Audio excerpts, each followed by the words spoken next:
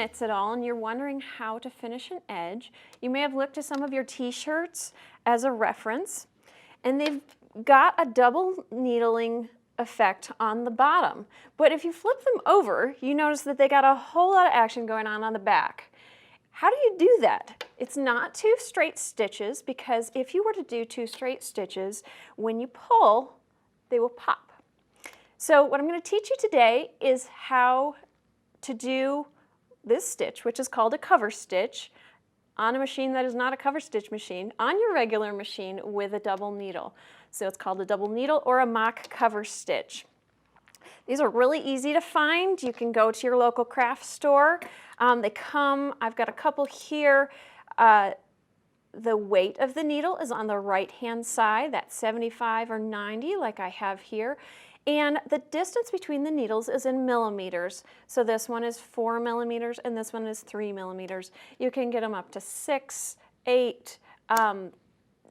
Be careful with what will work with your machine, but a 4 is a pretty standard cover stitch size. So what I'm going to do is I'm going to show you how to put these together and how to thread your machine. It is very easy. It's actually the same exact way that you thread normally. You're going to put your threads on your thread pins, and you should have 2 thread pins. Sometimes you have to hunt around a little bit for your extra thread pin because you have a hole in the top of your machine where that goes. You may have wondered what that was. That is for your double needling. So then you're going to take both threads, just like this, and put a finger between the 2 of them so that they do not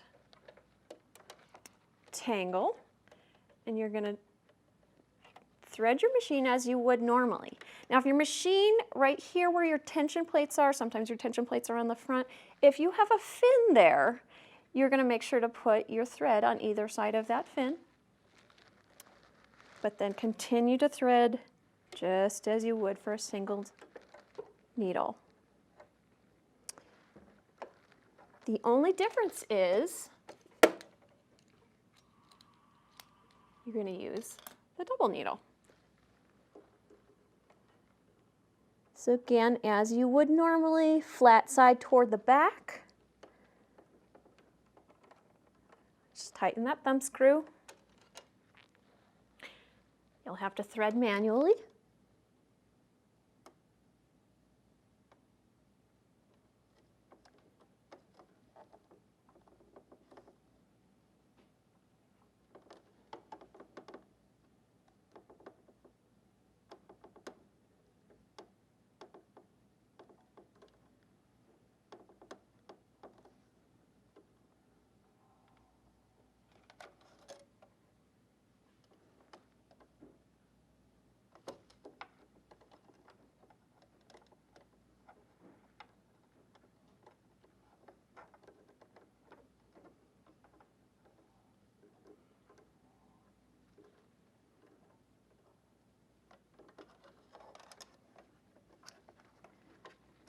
All right, once you have it threaded, you're going to make sure to pull your tails towards the back just like you normally would. And then we'll go over and get our fabric. I've ironed this under using my seam gauge with a 3/4 inch turn. And from here, you're just going to basically do a straight stitch. The only thing that's at all tricky about this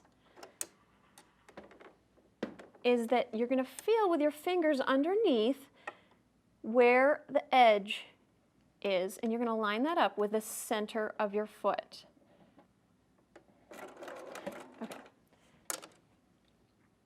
So then you're going to just go ahead and sew forward. Again, same as a regular straight stitch, but this time you are actually binding the back, the raw edge of the hem. You may want to set your stitch length a little bit longer. 3.5 is what I have mine set at right now. You can do a quick little back stitch when you're done to kind of lock that in. And then when you're finished, you have this lovely straight stitch, and the back is a zigzag binding that edge. So you have just achieved what a $1,600 industrial cover stitch would do for about $5 or the cost of the needle.